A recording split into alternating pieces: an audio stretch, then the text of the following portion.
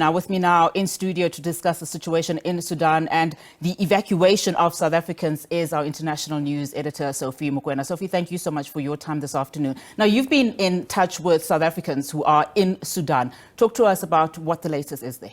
Well, I spoke to South Africans who are in Sudan earlier on. They pointed out that they've received messages from authorities on the ground in Sudan that the process to evacuate South Africans has started, and clearly they will start with Khartoum, and two, they will also request those who are outside Khartoum to move to Khartoum, but they will have to wait for the defense force that is going to evacuate them to give them an indication in terms of areas where they can converge so that they can pick them up and then move them to a place where they will be taken to an area where evacuation will take place. We know that there are many South Africans in Sudan.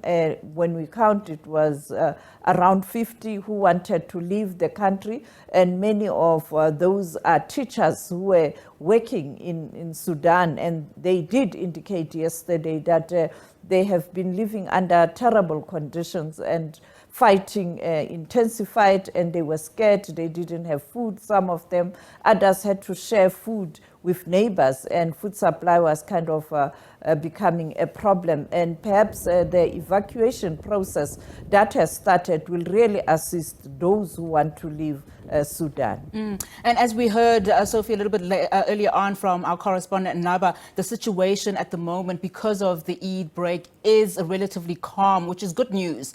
There are other countries we hear who are requesting South Africa, to consider their citizens when they evacuate South Africans from Sudan. Who are those countries? Do we know at this stage? When I spoke to the Minister of International Relations on Friday, she pointed out that on Thursday, she pointed out that Zimbabwe has made a request that should South Africa consider evacuating its citizens, they would appreciate if South Africa can consider assisting Zimbabweans who are trapped in Sudan. And therefore, I expect that the evacuation process will not only be around South Africans or people who are coming to South Africa. I think other countries, particularly the SADC region, that has those countries who have made a request to DERCO, and of course DERCO will then have to speak to the South African National Defense Force or the Defense Department, because you know that in terms of repatriation and evacuation, it's the South African National Defense Force with its capability that can assist. And I think when they arrive, we are likely to see Zimbabweans being part of people coming back home from Sudan. You also spoke to, former South African President Thabo Mbeki yesterday on the margins of the ANC-NEC meeting that was addressed by Namibian president, who was also a leader of SWAPO. And I'm also reminded of what the Namibian president said about this very issue, saying that when diplomacy fails and when dialogue is not pursued, countries go to war. What did the former president Thabo Mbeki have to say on this particular matter? You are aware that the former president is the chair of the high-level panel that was appointed by the African Union to assist in the Darfur region.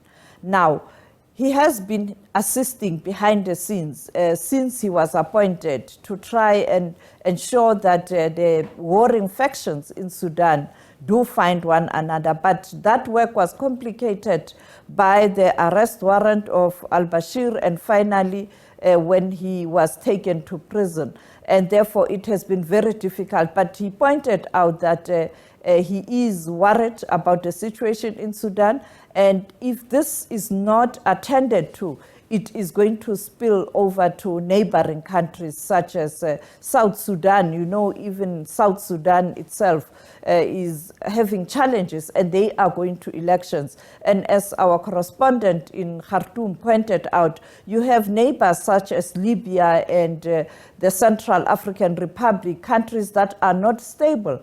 And now it has become a proxy war because General Haftar, who is fighting the government of Libya or the interim government in Libya, has now joined force with the other group that is fighting the government forces. And therefore now you see a situation where this conflict is becoming a proxy to other challenges in that region. The IGAD leaders also pointed out that this will be a problem if nothing is being done. But unfortunately, the world is focused on the war in Ukraine, and therefore Africa will have to find a solution. And that is why the former President Thabo Mbeki was saying that it will be important for IGAD leaders and Africa to find a solution or lasting solution to the Sudan question. All right, before I let you go, and as we wrap, Sophie, of course, it was a busy week, with the Namibia state visit and now Finland next week. What came out of Namibia and what can we expect then from Finland?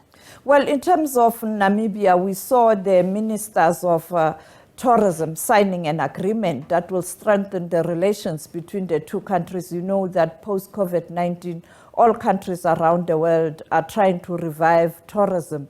And you know that many South Africans do visit Namibia during holidays, and also you have Namibians visiting South Africa, and they were talking about issues that are related to aviation to ensure that you facilitate movement between Namibians and South Africans. The other issue, they did discuss peace and security on the continent and in the region. In the region, looking at Eswatini, looking at the DRC and the deployment of SADC troops in Mozambique. On the continent, clearly, the focus was on Sudan. Globally, the focus was on the war in Ukraine, and we had the two leaders talking about the arrest warrant that has been issued for President Vladimir Putin, who is expected to attend the BRICS summit in South Africa. And now this warrant causing tension between South Africa and other countries, particularly the developed north. And President Hage Geingob asking President Ramaphosa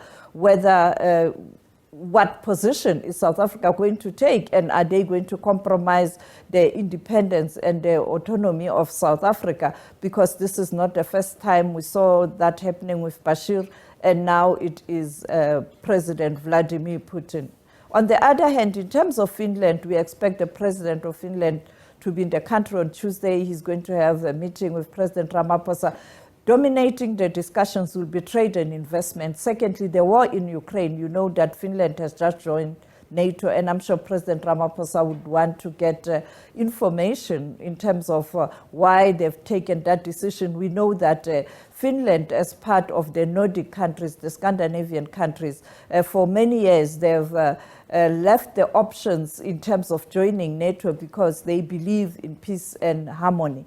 But after 2021, when there was a standoff in relation to Russia, Russia announcing that it will not allow countries to expand to the east, Finland started negotiations with its people. And then, of course, the most triggering point was when Russia invaded Ukraine, and therefore Finland is worried about or the country's security, and therefore they did join NATO. I'm sure President Ramaphosa would want to find out, and also the president of Finland would want to get information in relation to the position of South Africa.